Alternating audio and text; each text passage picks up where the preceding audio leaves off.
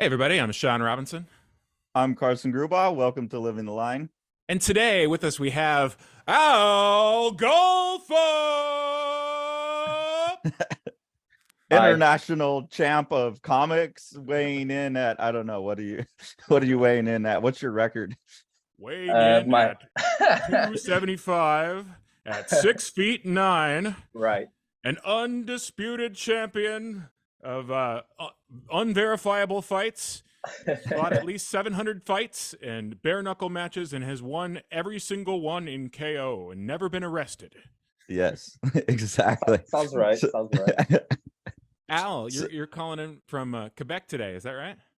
Montreal, Quebec. Yes. Montreal, Quebec. Okay, and your comic Orc Gym, I Right. has inspired my introduction. I apologize for anyone. I like it. Didn't know what we're going here. I also added an extra letter into your name on there. I mean, they have a tendency to do that with the call outs because you want to make them as But Oh, no, it sounds perfect. I will have to hire you to represent me every time I go on the air.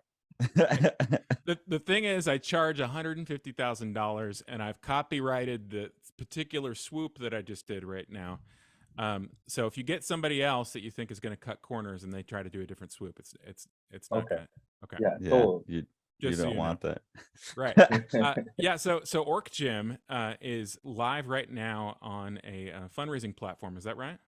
Well, you can subscribe to know the exact day will come out, but to be ready and get the first day deals. But the date has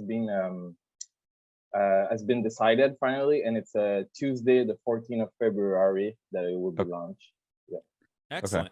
I have to say, there's going to be another thing you guys might be interested in that very same day. If you like Matt Battaglia's House on Fire, I believe we'll be competing for those first day eyeballs. I hope people will look at both projects. And what platform is Orc Gym going to be on? Kickstarter. Kickstarter. It is fantastic. And you've been at this for a while, huh? Yeah, I guess my first one was with Dagger, which you guys did a video on, I think. Yeah, Yeah, Carson. yeah. I'm familiar with your work from that and have quite enjoyed it. So I was really hype about this one. But yeah, I've got both volumes of Dagger. Did you organize that, or were you just involved? I forget. The first one I organized it with Matt Emmons. Okay. We start chatting because I chat with a lot of other fellow artists on the internet, and we both like end up realizing we wanted to do a comic book anthology. So we just decided to work together. I was more on the graphic design end, and he was more on the campaign kickstarting end of it, like dealing also sending the books and all that stuff. Okay. So it was fun collaboration. It was my first one, and he already had experience, so I learned a lot from him. And then we both went separate ways because we just have different artistic inspirations. And I did a Cry Punch comics, and on that one I did just pretty much everything the editor publishing work required. And where did you learn how to draw? I don't know. Well, no, I was about to say self-taught at home, but like I went 1 year at Sheridan College in Oakville, close to Toronto, and over there it's an animation school, and they have a live drawing 7 days a week. So Nice. I went there for a year and really improved faster over there. Yeah, life drawing's probably the best, especially for comic artists. I mean, there's nothing like that class. That was the class that I think really took me from all right to like good really quickly. Yeah, that was powerful stuff. Yeah, it's an interesting thing. Like if you get the right mental pathways from it, it's just incredible. I have to say, I had 2 years of life drawing that did almost nothing for me because I was all surface, and it was like I had this like it was like I was looking at a still life and I was attempting to render the skin of the thing the entire time. And then years and years later, having done many hundreds of pages of terrible comics, when I went back to life drawing, and it was all of a sudden I was seeing the gesture all the time, But up until then, it was garbage for me. I enjoyed it, right?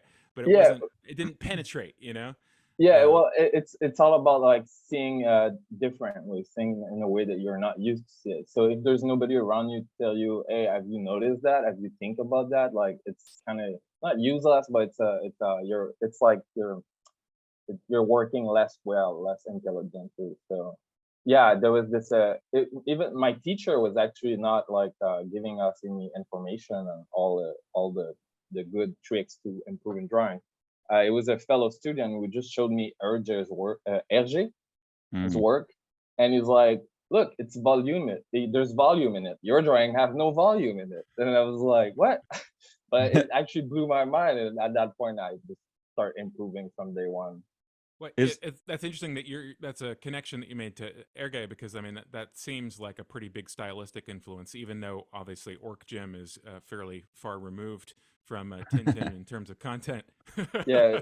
Well, even the writing I'm influenced. I think I really love the humor in it. Like there's this one, I don't remember which Tintin book it is, but there's this scene where Tintin shoots over an enemy, but he missed it. I don't know, I don't remember why, but like he end up shooting bananas, but the bananas fall in the head of the enemy. I just think that's perfect. So so a lot of head injuries in Tintin. yeah, I yeah, a think when lot we of it. talked to Brandon, we counted how many head injuries there were in one story. Yeah, Brandon Graham has a theory that head injury is inescapably related to the Tintin. That you can't Right. have an official Tintin, story without a certain amount. It's actually Quote. interesting. You should make a comic called Head Injury, and it's like about painting. Really good. That Trauma could to head Yeah. trauma. I feel like Hairgay trauma. Within Orc Gym, there's got to be a lot of opportunity for head injuries, right? Yeah, I'm gonna have a lot of fun with like uh, orcs like working out too much and like trying things they shouldn't try, and like I'm planning to have one guy die just because he dropped weights on his head and stuff like that. So, I've noticed on Instagram recently that I don't know what I've been searching that the algorithms are giving me this, but I've been getting a lot of like really wild like workout show offs, like a guy doing a squat with a tennis ball in his mouth and then like blowing the tennis ball through a very small hole in a tire rotating, or like a guy holding one arm in the air and then like doing shoulder presses. Well, So it's worth mentioning. I mean, that's basically the history of weightlifting. I mean, weightlifting was essentially like a carny act. right. That's people didn't do that because if you for functional reasons, I mean, unless you're just building your motor up, I mean, if you do a task, you get stronger at the task, right?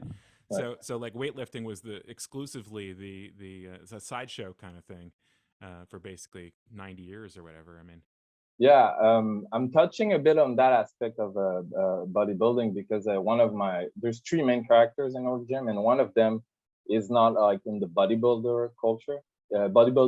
He's more like of the carnival culture, and he's a Mm. traveler, and huh. he goes to that island where they have this huge bodybuilding festival, and that's where he realized, oh, there's like a few things I didn't catch up, and like I have to work with these guys.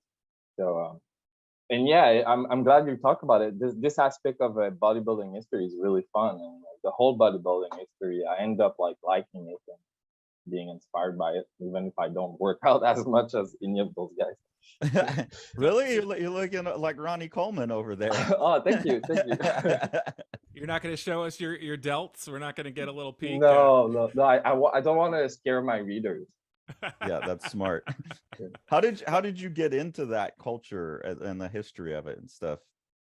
Well, it comes from two places, like the artistic inspiration and the just my daily life. I started working out too for just like I never was interested in bodybuilding for myself, and I just it's just that I do a lot of sport, and you start injuring yourself as you get older. So I started going to the gym too.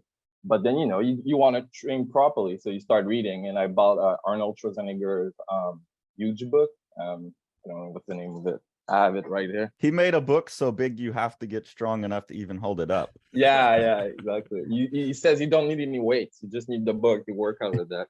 But there's actually a lot of like it's actually a very, very, very good book. I read it through, and it's like it's funny and it's insightful.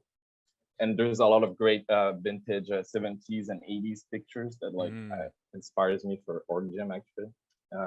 But yeah, so I start because I also have this artistic influence that like I always been drawing muscles, because the first cartoons I consumed were like Dragon Ball, Batman, Power Rangers, Ninja Turtle, and then we started reading comics. And so obviously muscles always was part of my visual culture without caring or have any interest in actual muscle. But when I start like being interested in actual muscles, like just the dots connect, and I just was like double more inspired by muscles and muscle history.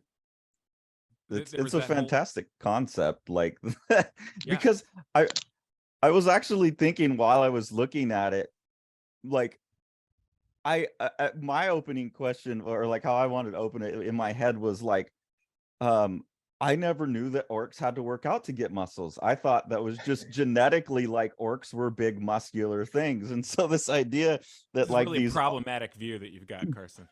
Yeah, this idea that these orcs, like in Lord of the Rings or whatever, are doing like all of this laborious working out and gym bro culture.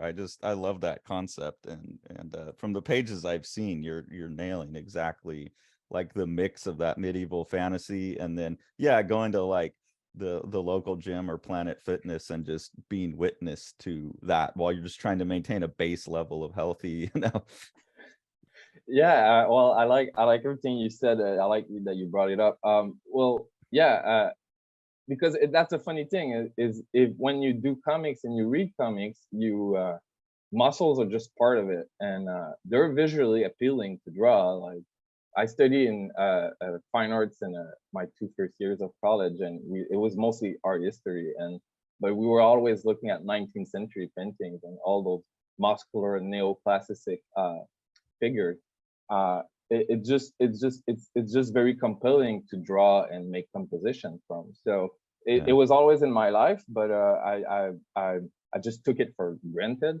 And so those orcs, well, when you think about it, like how are they strong? Why are they strong? Like they can't be born like muscular like that. They have to work out to an extent. Maybe they have good genetics, but they have to work out. Like so yeah, then I started going to the gym, and like it mixed together. I wanted to bring some realism to the daily life of an orc, of course, with, like fiction and humor, but just like try to touch on that subject.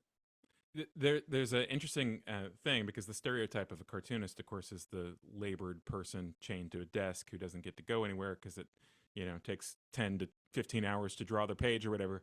Right. But there are a handful of people who have managed to mine the territory between those two pursuits. The other newer artists who came to mind is the Carson, that brother duo who are making the Dino. Right. James. They're in good shape. Yeah, James Coates. He's he's huge. James is ripped, and it's obvious when you it's funny, you read his Dino comic, and it's like well, he's got a really good grasp of anatomy, and then you see a photo of him, and he's like, oh, he's got his own anatomy to look at. Yeah, it's an autobiography. Yeah. Right. Well, I think that's more. I think that's more common now, because like I remember Nick Patera talking about working out quite a bit, and Matt Lesniewski, and a lot of the guys we've talked to. Well, one of the reasons Nick was a competitive arm wrestler. Yeah. For a decade. Yeah. But one of the reasons I started working out is because at some point I started using more reference, and I'm like, I'm my easiest model, so I need to get buff, so I have good reference. And then of course that never happened, because that's just genetically not possible for me, and now I'm old and my shoulders don't work and I'm too busy. But it's a good incentive to work out. It is.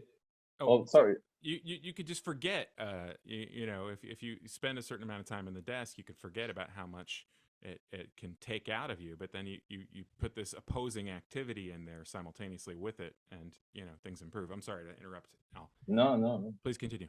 Yeah, but it was also just a matter of like having a good hygiene, just a mental hygiene. Like drawing all day to me is not healthy at all. And I need to go out. And as I get older, like my relationships get I have less of them, like I have less friends, and which is fine, normal, I think. And I don't need to go out as much, and so at the end I was like, well, I don't have any hobby. I have nothing that like makes me go outside of my home other than basketball, because I really love basketball. But I was glad to just add working out in it, to make my daily life more like I have something to look up for other than drawing. And yeah, it's also good for mental toughness too. Like you give yourself a little challenge, and it's a good routine. Yeah. What's the do you have any stories about like stupid shit you've seen at a gym that may or may not make it into or have influenced stories in Orc Gym? For sure, for sure. Like it's like maybe stupid is not the right word, because to an extent I don't like. It's not like I look up to the people at the gym like I'm a better person. Like, oh, you don't know me, but I'm a cartoonist, in fact, and like I'm way better than you. I'm It's like studying the gym rat exactly. in his It's like natural habitat. exactly. Yeah, it's tempting to go there, but that's not where I'm going, I think. Yeah. And I like, but the her behaviors like everywhere, and like the gym has its own behaviors and set of rules that are not said, but like things happens, and there's this one moment that's like that I already put in the 7 pages preview I have, where these two young boys, maybe 16-year-old, they're working out, but like they end up talking between their sets, and they haven't finished with the machine they're using, and then this really pretty muscular woman shows up, and she's like, hey, are you done with this? And like one of the two boys just nervously say, yeah, we're done. And then the other guy's like, hey, we're not done. And then like they're leaving, and I just think that was like beautiful, and like so territorial, but not mean, and just natural, and funny. So I had to put it in my family. So these kinds of like observation I'm gonna go for. Of course, there will be like some more obvious jokes sometimes, but a bit of everything. Nice. And do you have a sort of target? Like how much of the story have you actually drawn yet? What's the length of this particular installment? I've sketched the 30 first pages, and I'm gonna soon start inking them. It will be 6 issues of about 30 pages each, and yeah. And this is your the previous stuff has been like shorter stories for anthologies. Yeah. Is that correct? So this is your first like long form story that you're going for? No, I did my second comic was 180 pages. It's called Dark Angels of Darkness, and it Okay. was published by Pierre Studio. I'll show Oh, you yeah, one second. Biao's really good. It's too Yeah, bad they just closed. yeah. Just a second. I'll go get my Okay. copy. Yeah, Pierre. They've been at it for like 10 years, and they contact me like what 2018 or 2017.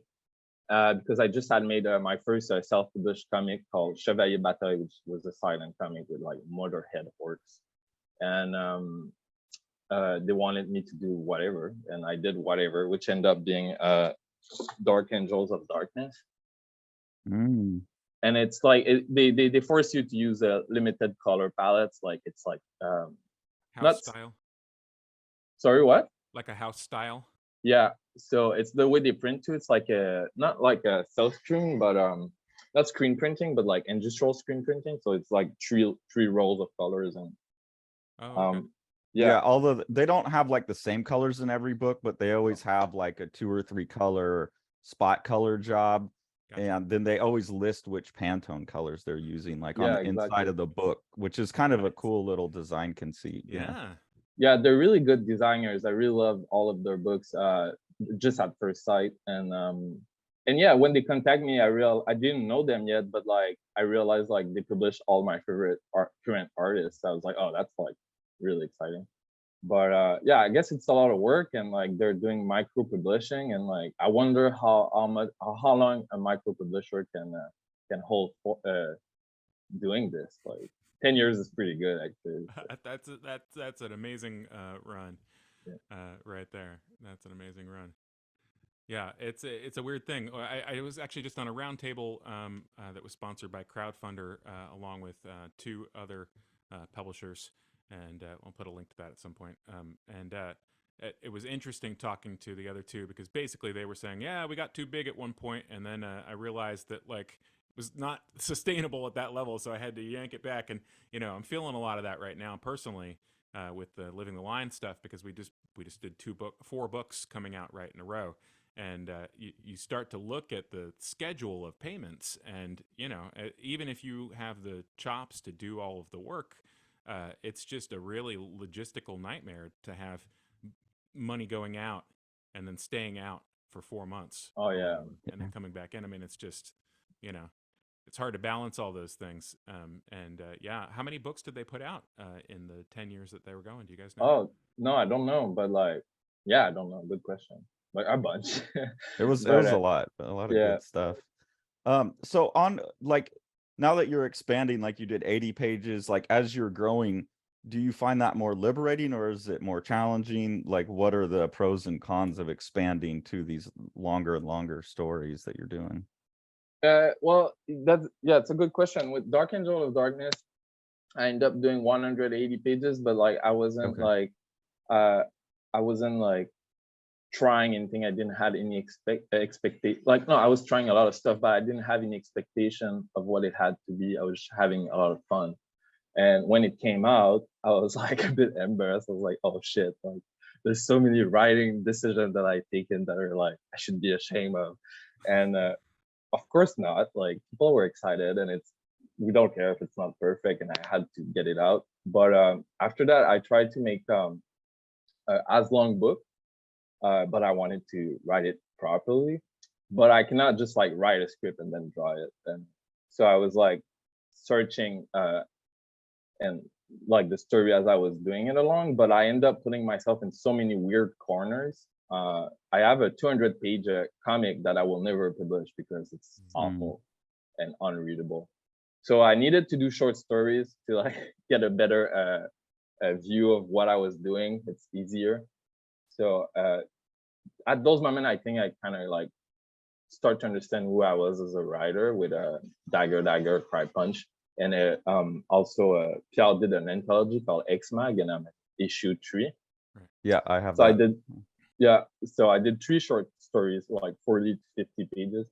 And I feel pretty good about all of them. So now I just had more chops. That's all. It's just experience. So I'm like, and I'm more comfortable writing a bit before too, like writing my ideas. Just not like write it completely as a script or anything. Just like more broad concept and whatever little ideas that I have now and then. And so right now I don't know how I end up there, but I feel like I know how it's my experience, but I don't have like a specific like trick like why now I'm confident. But I feel like Orc Gym is fully like a doable thing that I'm confident about where it's going. I'm not worried. What's the general process that you've developed through all of that, like trial and error? Well, that's the thing. It's like I started working with writers recently to just like broaden my horizons, and I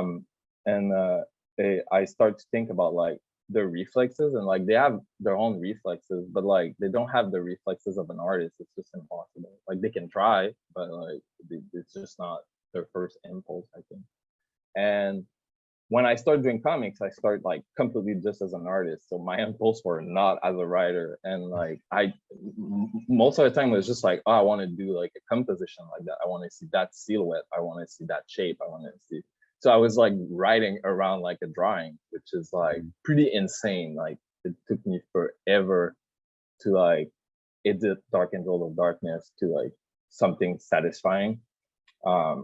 I have maybe like 80 pages that I didn't put in the book, just like me like trying to write around one panel that I like. And so I came from like a very unproductive angle and like inefficient angle. It's like, but I was drawing, which is good. But and so yeah, it was just to learn to like understand what I want from writing. But the problem I find when you start to like to write more than like draw to build the pages is like I find my pages less exciting. They're more about communicating something. They're more about being clear, which is necessary, but like it's just like all my favorite artists really don't have that vibe and that energy. They're more It's interesting, like the the sort of handoff between the writer and the artist, because you're right, like comics are a visual medium, and there's a certain amount of, hey, that would be cool if, yeah, hey, I would really like to draw that. yeah, And obviously, like, you're going to be chained to your board for thousands of hours to get through, an issue, like maybe, yeah, or a graphic novel. Like, you want to be drawing something that you have some aptitude for and have some relevance to you, right? On yeah, the other hand, the writer has to be the voice of conscience and the right. sanity, who says, well, that doesn't really make sense. Like, why don't we connect these things together? Yeah. Yeah, and it's like I really like to draw someone from the angle where you're like I don't know what you call it, but like you see them from your lower and you see them Right. higher Mhm. than you. Like a worm's eye view. Exactly, I love that angle. But like, you imagine if a comic was always in that angle, like it would be like so intense.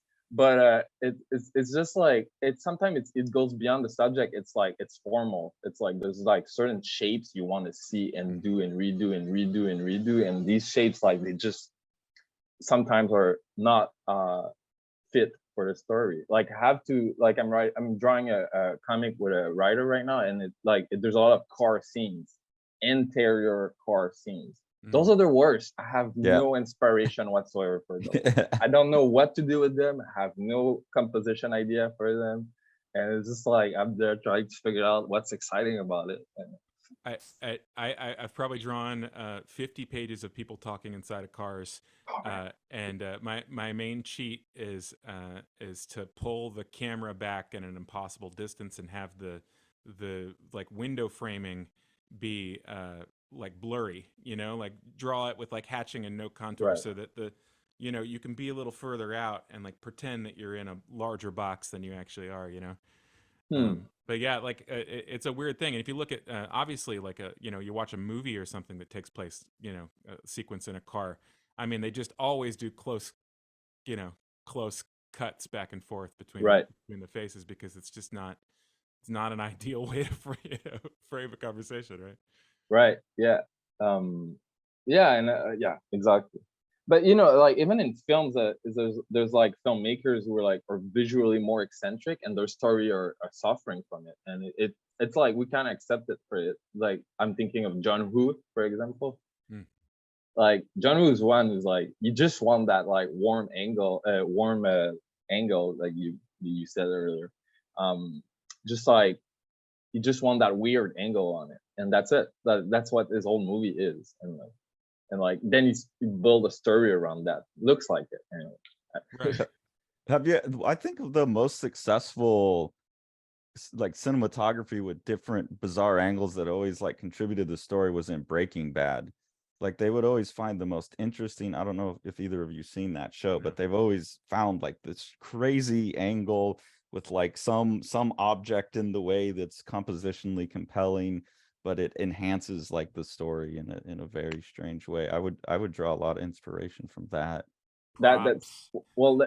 well that's great that like it end up happening, because that's exactly the challenge, is to keep both when you're an artist. Like I don't know as a writer what you're expecting from other artists, but like if you're artist writer, like I hate making a page that's kind of like boring and it doesn't have any of Yeah. my visual inspiration. But like I'm not gonna do another page that's just visual inspiration. Like I've been there. I want people to understand my story. So, but I think one who definitely like nails it, it's Alex Stutt. Like Alex Stutt is just like so damn brilliant. it's like it's like expressionist or abstract art while also being a very clear story. So we've talked a lot about Orc Gym, and I'm assuming the title gives a fairly decent idea of what the comic is. But we haven't got at all into an explanation of what the Right. plot is. What are the readers signing up for? Yeah, so it's a fantasy world, a bit not steampunk, but like like they call steampunk everything that's kind of a mixed world. So like there's TVs and there's cars. It's a bit like Mad Max but with orcs. And so we're living on the it's just happening with orcs. There's no other ethnicities, and well, at one point there will be dark elves, but like it's mostly about orcs. And there's this alert. yeah, and there's this huge island is like renowned for being the bodybuilding island. But like every orcs on this orc country uh, um, has lords, like in the medieval era, but lords are also gym owners. It's like it's not they have a castle and do wars. It's like they have a gym and they have to take care of that gym, and they have to go to competition to represent the gym.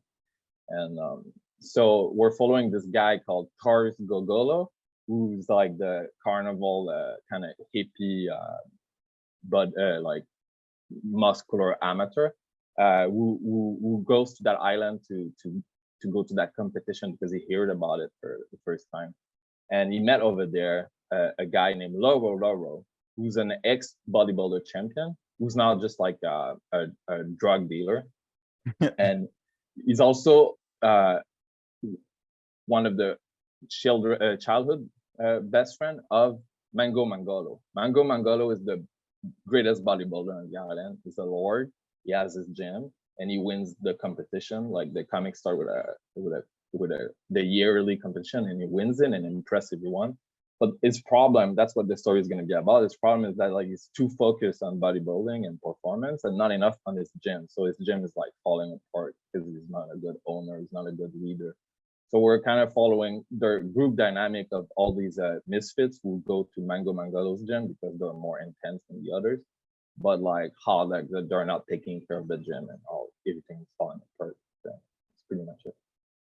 And I've got a sense from the stuff I've read from you in Dagger and the X-Mag and stuff that there is always kind of like it's always like in a fantasy world, but it seems to just be to keep the visuals cool while you're exploring kind of these interpersonal like political relationships. Is that a fair assessment of your interests? Yeah, I love it. Like okay. I'm gonna have to hire you both to represent me.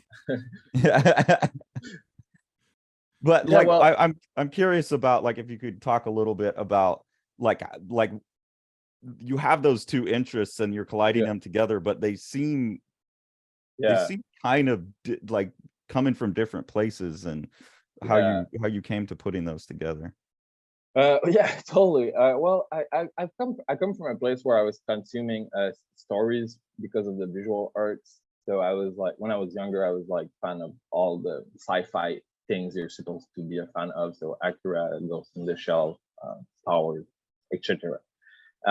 Which is great, which is I still admire and find inspiring visually. But like I've discovered through my best friend Maxime Gérin, who's also a comic book artist in X-Mag and Franklin.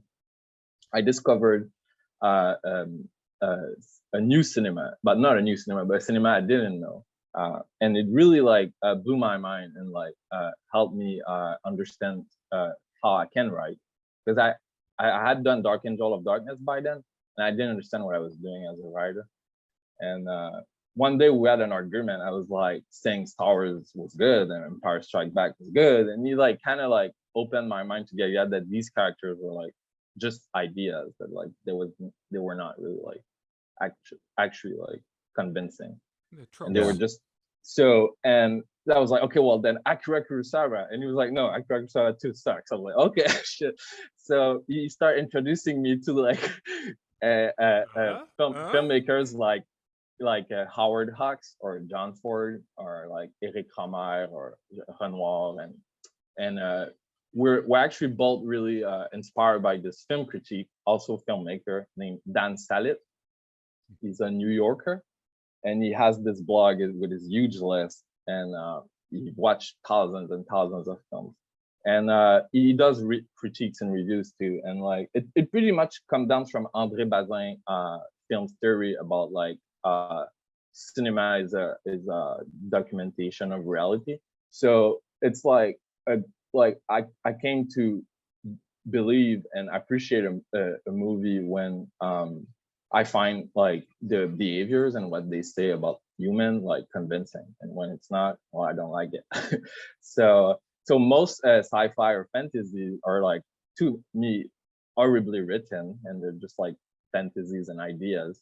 but like I still really love like how it looks. Like I think it looks Yeah. dope as hell. So I'm like, I wish Hammer was like doing like Star Wars. That's pretty much what I want. But like it will never happen because usually these filmmakers like are not really interested in fantasy. So I don't know why I have interest for both, but like Well, I end up trying to do that.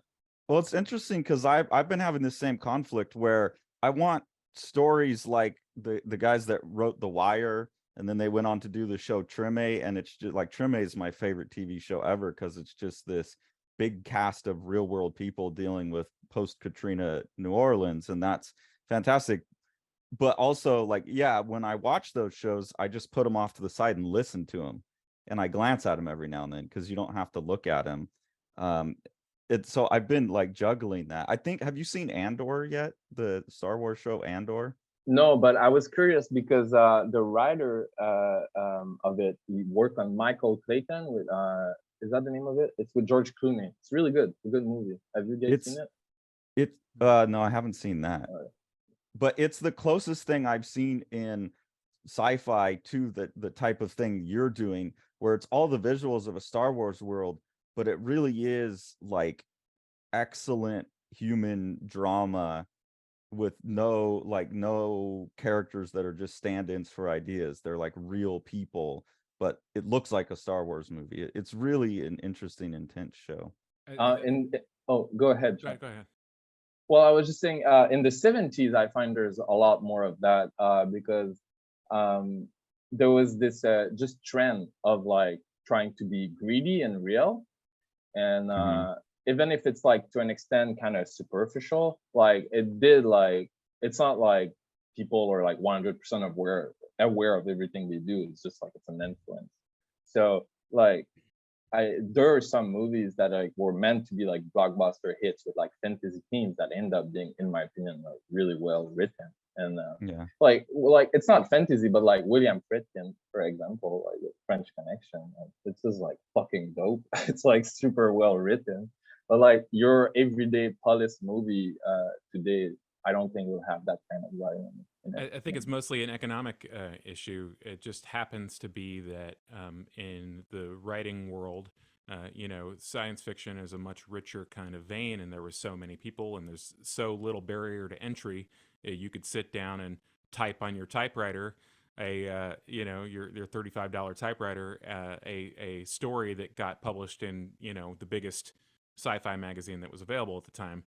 Whereas a film investment, they're always continually, almost entirely monetarily motivated, and so the idea of putting out $100 million or $50 million for something, they're like, well, give me the pajama movie. The reason that we only have pajama movies now is because one of them was successful, Right, right? I right, mean, and so now science fiction is pajama movies, which to me, like the X-Men isn't science fiction at all. I mean, it's just a action right, adventure fantasy thing right. that's disconnected from the thing that it's labeling it. But yeah, I mean, I think comics is a great place for real science fiction, and really grounded written stuff to Right. make a reemergence. Because I mean, you can do the entire thing yourself. I mean, and that's what you're going to do, and an audience is going to, pay you to do it, even if that audience is small. I mean, you can get the nest egg together to put it together, and it's an amazing time to do it, where the barrier to entry is so low. Yeah, it feels like an interest. It feels like commercial comics is also doing pajama comics, but like they it's like, so we're in some sort of dark age where like there's no room for like a Frank Miller or a Moebius, but or Richard Corbin. But at the same time, we're like getting out of that dark age as fast as we're getting in, because we're like, oh well, you know what, I'm gonna do it myself. Of course, you don't have the same support and you don't reach as many people, but it's the beginning of something else, I guess. It seems like it, yeah. And as those barriers kind of fall, as long as there's some way for the quality to rise to the top of the sea of everything else, Yeah, even Kickstarter, you might think to yourself, well, anybody can do a Kickstarter, but I mean, there are barriers to that. Like somebody yeah, has to invest, hours to set up the campaign correctly. Kickstarter will bump it back if you don't do certain things. I mean, there's a slight curatorial aspect to it, even on a platform like Kickstarter that is intended to be sort of democratic. Yeah. Yeah. Yeah. Also, your friend needs to watch more Kurosawa movies. You've seen them all. You've seen them all. Really? So he would tell me that Drunken Angel is a one-dimensional depiction. I will tell you that too. Oh, he corrupted me. Well, actually, we both like a Seven Samurai. We think it's good, but the best samurai movie ever made is Arakiru. Who directed that? I forgot his name. It's his only good movie. Kurosawa is definitely in the sort of like Disney vein, in that he's sort of infected with the disease of hopefulness. And he's willing to let the characters sort of put on like a one-dimensional face. Well said. But especially the movies that he did with Mifune. I mean, Mifune gives everybody a backstory, even if it's not in his words. You know, like he carries some kind of complexity with him to every role that sort of infects the character. You know, I don't, you know, I think film is a collaborative art, and I'm kind of wary of an argument that says this is Kurosawa's movie. You know, just because he wrote the screenplay and he was in front of the, you know, he was behind the camera doesn't mean that he made the movie. You know, and I think when you have an exceptional actor like Mifune, who is able to sort of invest even something that is maybe one-dimensional on the page with another kind of pathos. The movie Drunken Angel, any cartoonist, I would recommend you watch that movie. Watch the framework, the framing of each shot. Watch Mifune's acting, and he gives everything like this extra layer and this extra kind of complexity. There's a scene where he's just so drunk that he's falling all over, and you think, oh, this is a really bad actor playing drunk. And the way that he like bursts out crying, and he just basically like melts down blubbering in the middle of the scene. It's like no other actor would ever take it to that particular place. You know, it's not like scripted. He's investing it with some kind of extra thing that's not there. That's my defense of Kurosawa. Well, I agree with everything you said. Drunken Angel actually was my favorite Kurosawa movie, and Kurosawa was my favorite director. So it was for a long time my favorite movie, period. But it's like when I like, because it's like, it sounds like too easy for me to say, oh, it's not good, but like it's not that I don't believe there's anything good in it. It's just like there's so many films that like when you start to like talk about all the films in the world, like your content reduced in quality to like judge it. So I'm just like, well, this doesn't pass the test, but doesn't mean like there's not like anything good in it. Like it's obviously like brilliant and in many ways. I totally agree with you on something like Ikaru or something like that, where, you know, the first time you watch it, you might have a very emotional experience, and then if you kind of analyze it a little bit logically, it's like, okay, well, this is like a cartoon, you know, in terms of the complexity, like it's all reduced down to like two sentences. Right. Sorry, Carson, I didn't mean to. I was going to say that kind of approach is really healthy that Al's describing. Like when I take students to a museum for the first time, like most of them never been into a museum. They've never seen, you know, paintings from the Renaissance or Enlightenment era or whatever.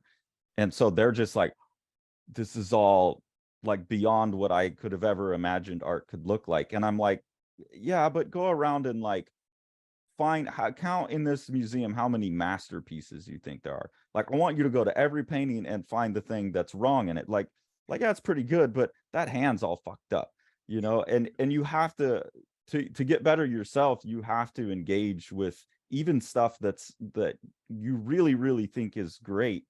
You have to, like you said, Al, you have to see, no, in the total world, this is the great stuff. And even though this is impressive to me, it doesn't pass that actual barrier. And you have to really understand what a masterpiece is if you're ever going to have any chance at creating one yourself. I wonder if go ahead. With the caveat that remaining humble and being always aware of the positives also gives you an extra sort of insulation from being a, you know, psychopathic bastard who grinds his cigarettes out.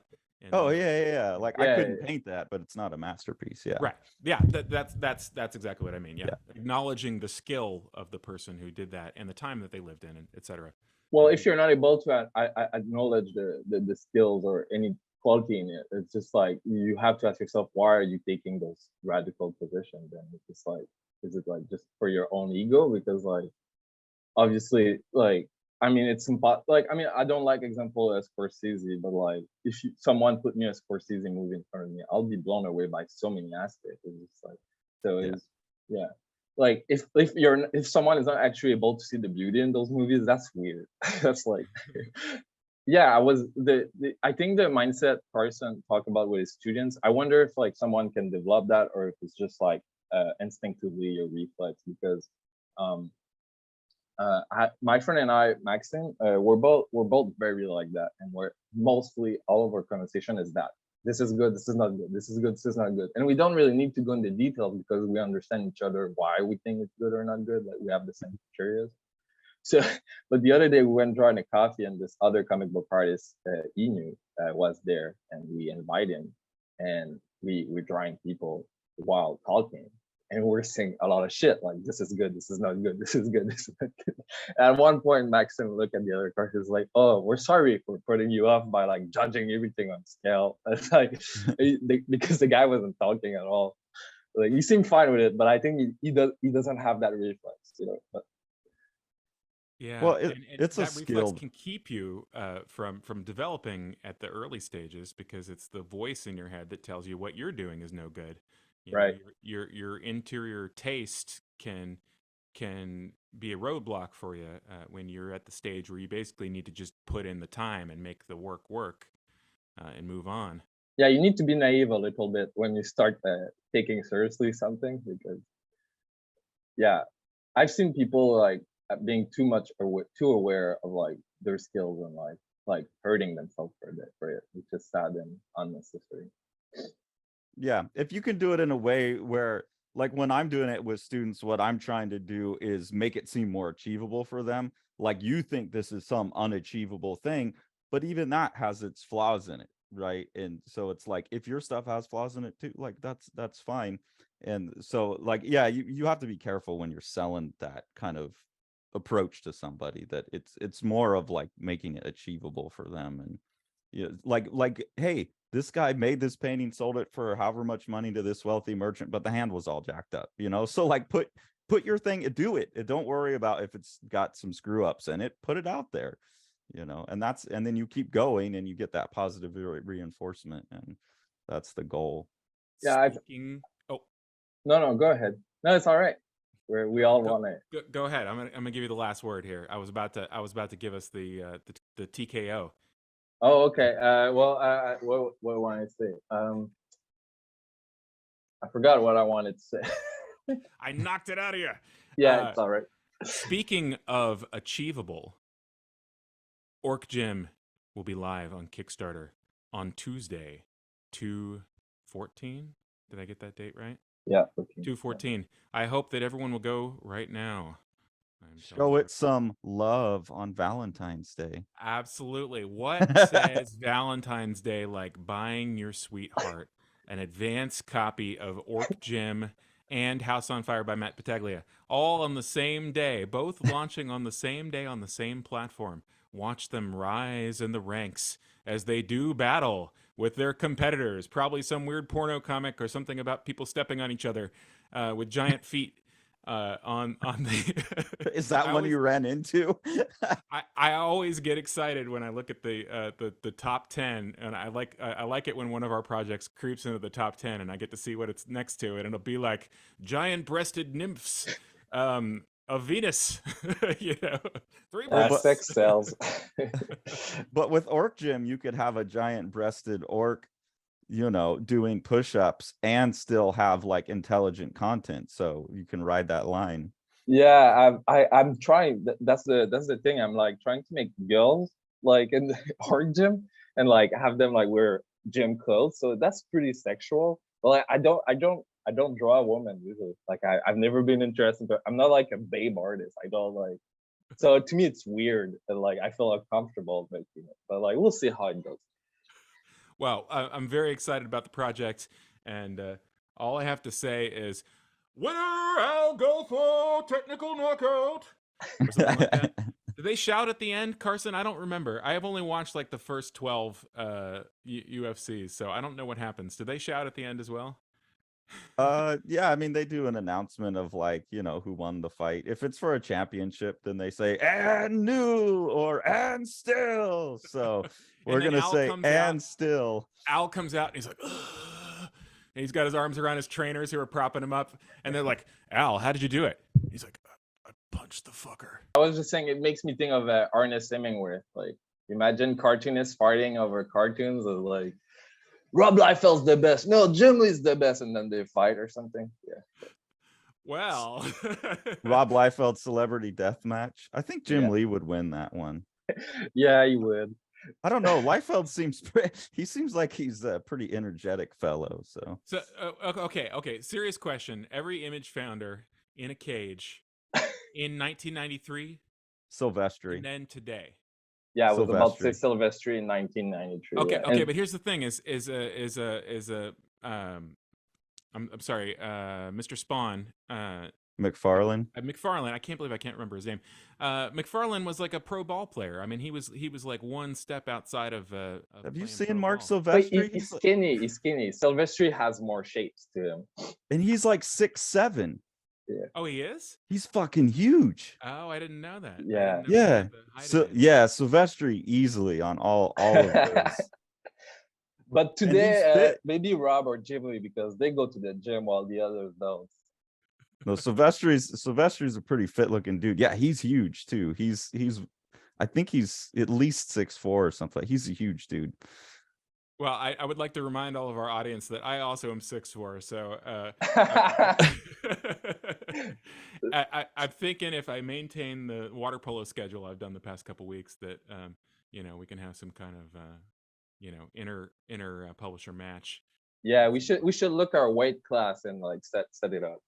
Yeah, well, and if you yeah, let's do it. I'm 175 this morning. Hey, I'm 175 too. All right, we can go. We Yes. we don't even have to do a weight cut. We'll just we'll both 175. Well, Carson and I and at least two other Live in the Line cartoonists are all going to be at Mocha on April 1st. So if anybody wants to set something up, and I don't know if Mocha will sponsor it, but maybe in the parking lot or something like that. Man, I haven't worked out. I haven't even like walked on a treadmill in like almost a year, so I would kick my ass. But I do have 1 year of MMA training well, under my you belt. will kick my ass then. I don't even know how to punch. So I would at least score a takedown, but then I'd get really out of breath. No, I'm And, out like, of this fight. I'm out of this. I could probably get him in a guillotine, but that's about it. No, guys, cartoonists don't fight. Okay, protect your fingers. Okay, Yeah. Be safe out there, and we'll, get thee to the Orc Gym. And Yeah, Al, and it was a real pleasure to talk to you and to get to see your project. So I hope that you will share it with us when you are complete, so we can take a look at the whole thing. Of course. Yes. Same here. Thank you very much. thanks for joining us, Al. And if you have a tier on your Kickstarter where I can get a year's workout at the Orc Gym, I think I'm in, because I need to get back to it. Yeah, So, I'm working on that. This is just all promotion for my future gym opening. okay, sweet. I will be there then. Thanks so much for joining us, man. And like, good luck on the Kickstarter. Everyone go out and get it. Thank you. Make sure to like, smash that subscribe button, and ring that bell.